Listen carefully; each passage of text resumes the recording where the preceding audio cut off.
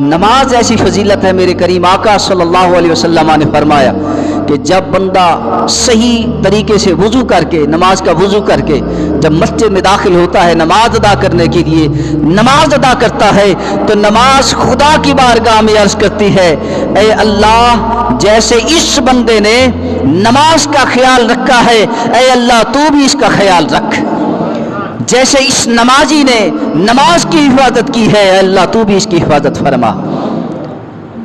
جس کے حق میں نماز دعا کرے، نماز دعا کرے، اللہ اکبر۔ آج تو گلیوں میں، شہروں میں، گھروں میں، مسجدوں میں ہر جگہ روشنی کا انتظام ہے، روشنی کا انتظام ہے۔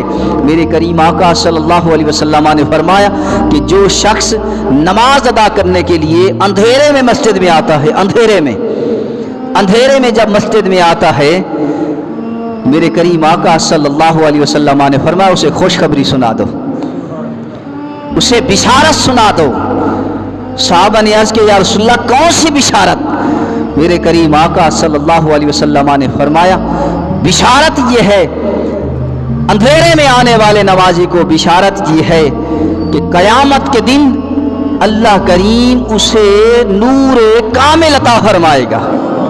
اس نمازی کو قیامت کے دن اللہ کریم اس نمازی کو نور کامل عطا فرمائے گا جو شخص اندھیرے میں مسجد میں تشریف لائے۔ سامعین محترم، ہمیں تو روشنی میں بھی فرصت نہیں ملتی، سارے انتظامات ہیں، سارے فیسلٹیز ہیں، ساری سہولیات ہیں، اس کے باوجود ہمارے پاس وقت نہیں یا فرصت نہیں کہ ہم مسجد میں جا کر نماز ادا کریں۔